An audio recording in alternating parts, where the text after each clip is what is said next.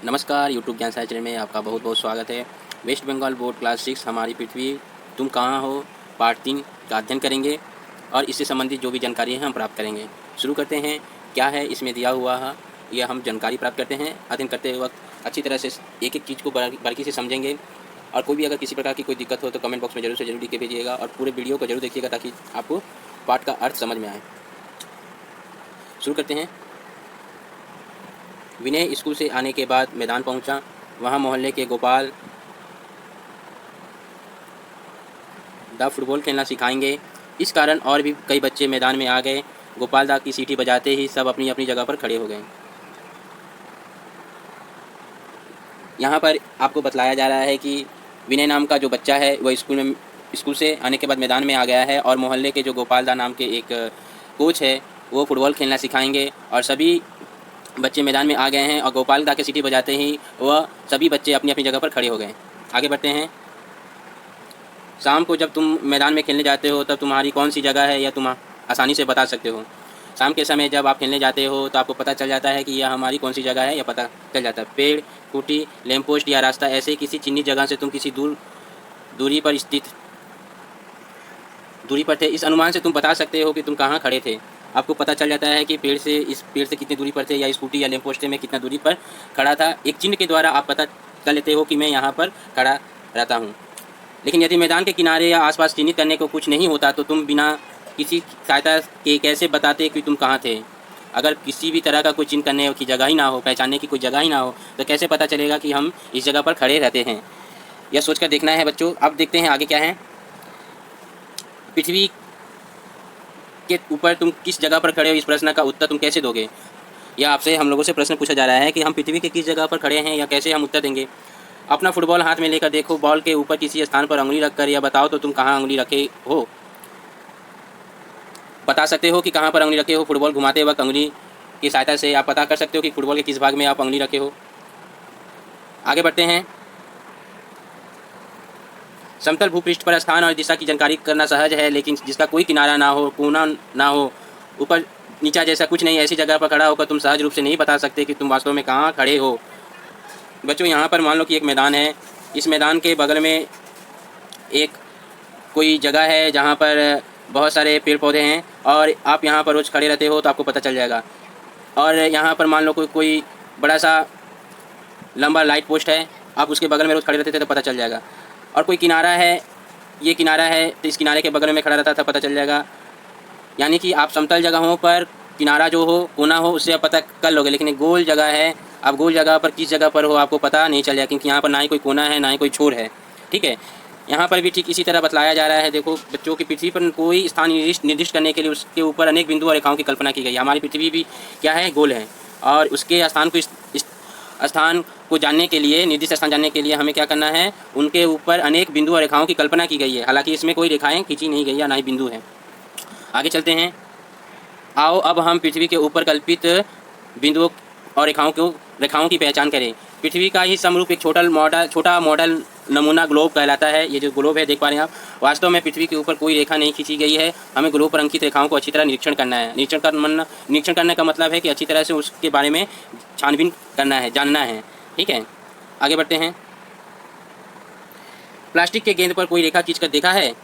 गेंद के ऊपर खींची जाने वाली रेखा कभी सीधी नहीं होगी। इन टेढ़ी रेखाओं का मान 0 डिग्री माना गया है। प्लास्टिक के गेंद में भी अगर रेखा खींचोगे तो आपको या तो ऐसे रेखा खींचने को मिलेगा या तो ऐसे खींचने को मिलेगा, ऐसे। ठीक है। तो इस तरह से सभी रेखाएं जो है टेढ़ी रेखाएं खींची जाएगी, जिसका मान क्या रखा गया है, 0 डिग्री। ठीक है। आगे बढ़ते हैं। एक रड या छड़ी को ग्लोब के बीचों बीच ऊपर से नीचे धंसाकर बाहर निकाला जाता है। एक रड है, इसको ऊपर से नीचे से बीचों बीच धंसाकर बाहर निकाला गया है। और इसमें क्या है कि आपका ये है उत्तरी गोलार्ध, जो ऊपर के भाग को उत्तरी गोलार्ध नाम रख दिया गया, नीचे का भाग को दक्षिणी गोलार्ध, और आप यहाँ पर पश्चिमी और गोलार्ध, यहाँ पर पूर्व। ये 4 भाग इस दिशाओं के रूप में दे दिया गया है।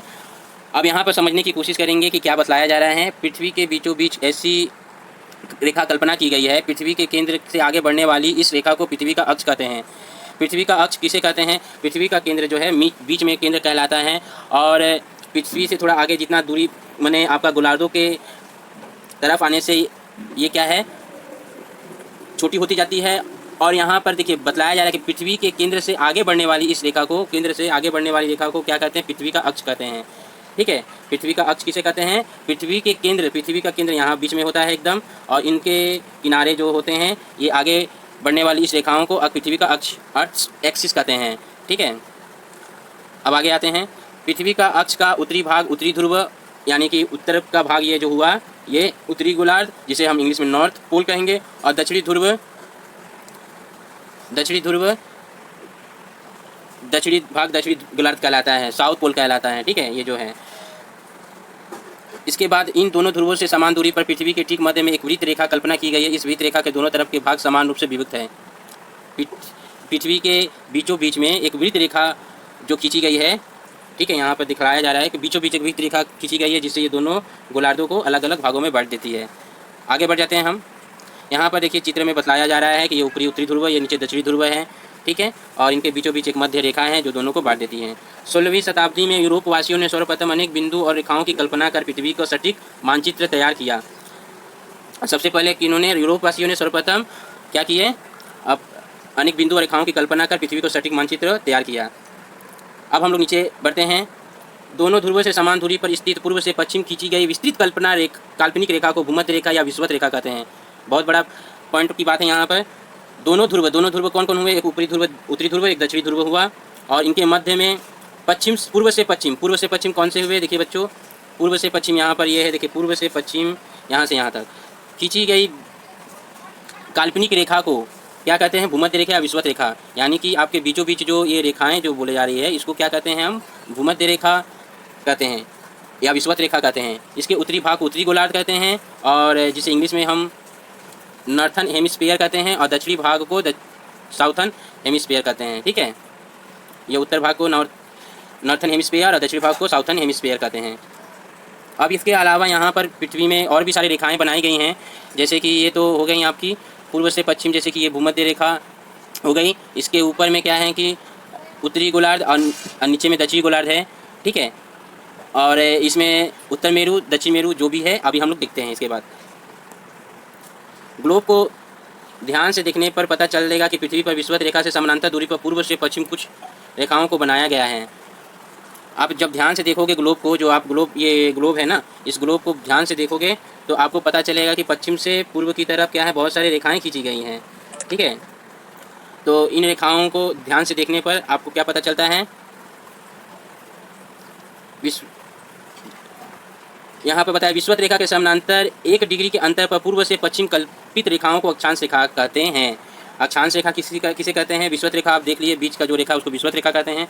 और पूर्व से पश्चिम यानी कि क्या हो गया? आप यहाँ से आपका जैसे पूर्व से पश्चिम, ये आपका यहाँ पर क्या है? पूरब है। ये जो देख पा रहे हो आप पूरब है, ये है पश्चिम है। ये जो रेखाएँ खींची गई है ये सारे, ठीक है, पूर्व से पश्चिम खींची गई काल्पनिक रेखाएँ। काल्पनिक रेखाओं को क्या कहते हैं?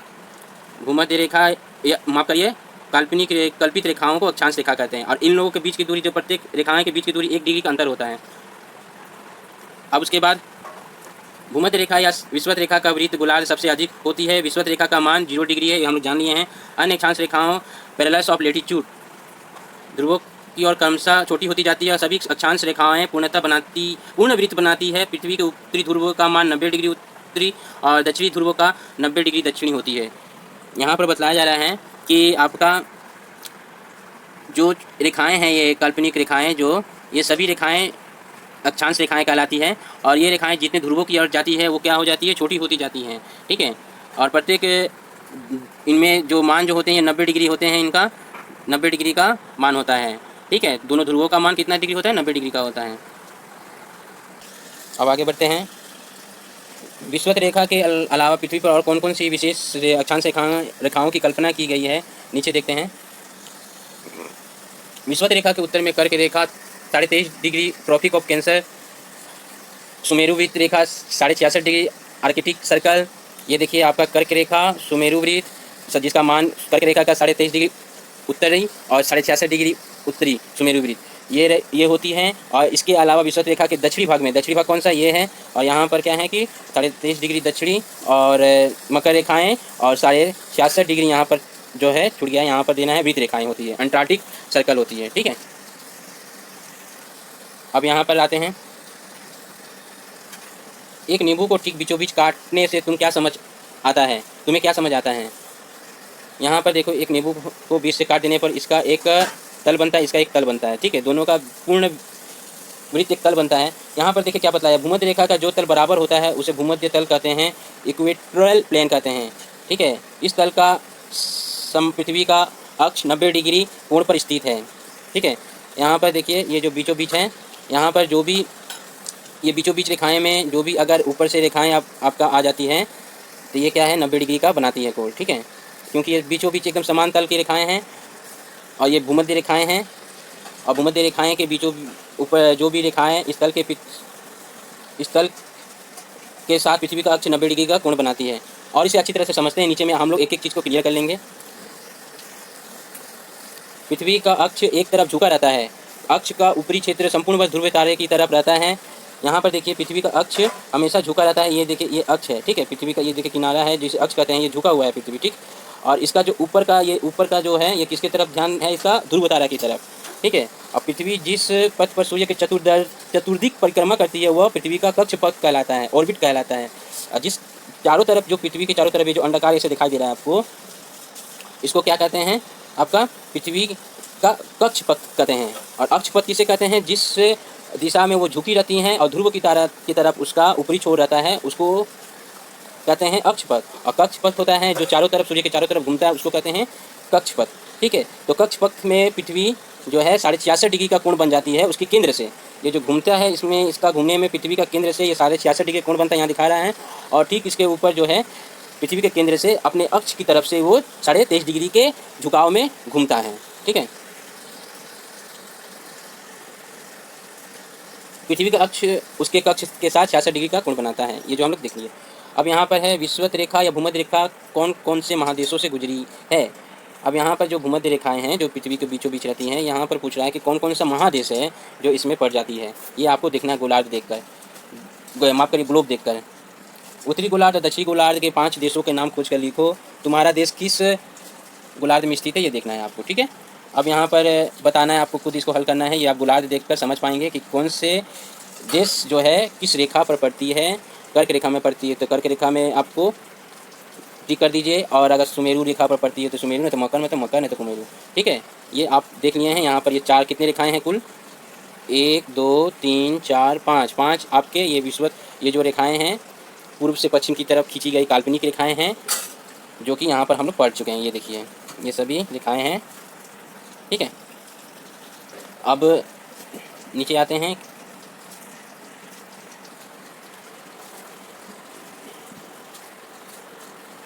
पृथ्वी पर स्थित कोई स्थान कितना उत्तर या दक्षिण में स्थित है, इसकी जानकारी अक्षांश रेखाओं से होती है, जो कि हम लोग अभी पढ़े। पूर्व से पश्चिम खींची हुई काल्पनिक रेखाएं, पूर्णवृत्त काल्पनिक रेखाओं को अक्षांश रेखाएं कहते हैं।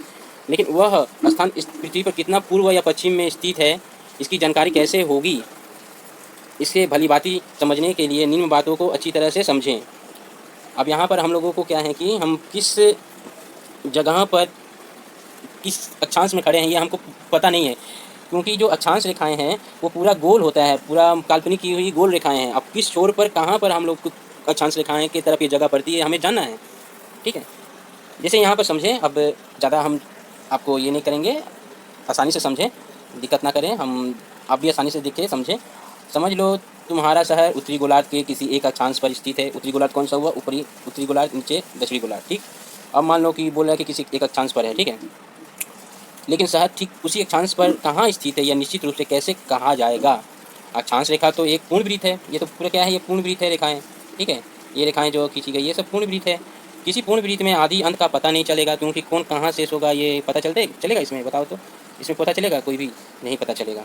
तब हम कैसे पता लगाएं कि हमारा शहर उस पूर्ण वृत्त रेखा पर कहाँ स्थित है। इस समस्या के समाधान के लिए उत्तरी ध्रुव से दक्षिणी ध्रुव तक कुछ रेखाओं की कल्पना की गई जो अक्षांश रेखाओं से 90 डिग्री के कोण पर स्थित है। अब यहाँ पर क्या है कि आपको ये जो रेखाएं आप देख पा रहे हैं ये सब क्या हैं, उत्तर से दक्षिण खींची हुई कल्पित रेखाएं हैं, जिसे हम सटीक किस अक्षांश में हमारा जगह या पड़ता है उसको जानने के लिए ये रेखाएं बनाई गई है। और इसके बनाने से ही क्या हुआ कि ये ऐसे हुआ और ऐसे हुआ तो कितने डिग्री का कोण बन जा रहा है, 90 डिग्री का कोण सब में बन जा रहा है, ठीक है। प्रत्येक अक्षांश रेखाओं से 90 डिग्री कोण पर स्थित होती है। यहाँ पर देखें, निश्चित रूप से विषुवत रेखा सभी अक्षांश रेखाओं में सबसे बड़ी है। विषुवत रेखा जो कि सबसे बड़ी रेखा है, बीच में है। यहाँ पर छोटा पड़ेगा ना, इसीलिए सबसे बड़ा कौन हुआ, ये हुआ। उसी के समानांतर स्थित दूसरी अक्षांश रेखाओं को गिना जा सकता है। तब बताओ देशांतर रेखाओं की स्थिति कैसी होगी, कहाँ से इन रेखाओं को गिनती शुरू होगी। पहले यहाँ हम लोग समझ लेते हैं, इसको बाद में समझते हैं, इस वाली जगह को। उत्तर से दक्षिण, उत्तर कौन है मेरा, ये है, यह दक्षिण है। उत्तर से दक्षिण तक, ध्रुवों तक मतलब यहाँ से यहाँ तक, यहाँ से यहाँ तक, ठीक है, ना कि यहाँ से यहाँ तक, पूरा, ठीक है, खींची जाने वाली अर्धवृत्ताकार रेखाओं को देशांतर कहते हैं। अर्धवृत्ताकार माने पूरा यहाँ और उसके पीछे वाला अलग होगा, ठीक है। रेखाओं को क्या कहते हैं, देशांतर रेखाएं कहते हैं। मेरिडियन ऑफ लॉन्गिट्यूड कहते हैं। आगे बढ़ते हैं। 0 डिग्री देशांतर रेखा, जिसका दूसरा नाम मूल मध्य रेखा है, पश्चिम से पूर्व और पश्चिम 180 डिग्री के मान से अन्य देशांतर रेखा खींची गई है। पश्चिम से पूर्व कौन हो गया आपका, ये है पश्चिम, ये है पश्चिम और ये हो गया पूर्व, ठीक है। और यहाँ पर क्या बतला रहे हैं कि 0 डिग्री देशांतर, जिसका दूसरा नाम मूल मध्य रेखा है, पश्चिम से पूर्व और पश्चिम से 180 डिग्री के मान से अन्य देशांतर रेखाएं खींची गई है। देखा यह गया है कि 180 डिग्री पूर्व और 180 डिग्री पश्चिम दोनों अंततः एक ही देशांतर रेखा के रूप में मिल जाता है, जो मूल मध्य रेखा के ठीक विपरीत में स्थित होता है, ठीक है। इसके लिए आप ये वाला समझें, ये चित्र में देखिए, यहाँ पर क्या है कि ये मूल मध्य रेखा है, जो बताया जा रहा है ना, ये मूल मध्य रेखा है। मतलब एक बीचों बीच एक मध्य रेखा खींच दी गई है, मूल मध्य रेखा है। इसका ये हो गया पश्चिम, तो ये हो गया पूर्व, ठीक है। वही बात यहाँ पर कर रहे हैं कि यहाँ पर ये जो रेखाएं की संख्या है, जो अक्षांश रेखाओं की संख्या है, कुल कितनी है, पूरा मिलाकर ऐसे ये रेखाएं होती है, अक्षांश रेखाएं, इसकी संख्या कितनी है, 180। कितनी होती है, 180। और ये देखिए, ये आधा आपका बनाया हुआ है रेखाएँ, मूल मध्य रेखाएँ। तो यहाँ पर ऐसी तरह बनाया जाएगा आपका पूरा उत्तर से दक्षिण, इस तरह करके 180 यहाँ पर हो गया, ठीक है। और पीछे की तरफ, इसके पीछे की तरफ 180 हो गया। तो 180 कितना हो गया, 360। तो कुल देशांतर रेखाओं की संख्या कितनी हो गई, 360, और अक्षांश रेखाओं की संख्या कितनी हो गई, 180, ठीक है। अब यहाँ पर हम लोग देखते हैं, तो दोनों अंततः एक देशांतर रेखा को एक ही देशांतर रेखा के रूप में मिल जाती है, जो 0 डिग्री मूल मध्य रेखा के ठीक विपरीत में स्थित होती है। 0 डिग्री मूल मध्य रेखा और उसके विपरीत स्थित 180 डिग्री देशांतर रेखा मिलकर 2 समान भागों में विभक्त हो जाती है, जो कि हम लोग पढ़े भी कि एक भाग एक तरफ 180, दूसरे भाग 180, ठीक है। और पूर्वी क्षेत्र के पूर्वी गोलार्ध को ईस्टर्न हेमिस्फीयर और पश्चिमी क्षेत्र को पश्चिमी गोलार्ध को वेस्टर्न हेमिस्फीयर कहते हैं। या इस तरह से भी आप ले सकते हैं, ये जो एक भाग इसका पूरा यहाँ पर पूरा हो गया आपका पश्चिमी गोलार्ध, तो ये उस पश्चिमी, ये जो क्या पश्चिमी आपका गोलार्ध और पूर्वी गोलार्ध, ठीक है, इसको कह सकते हैं।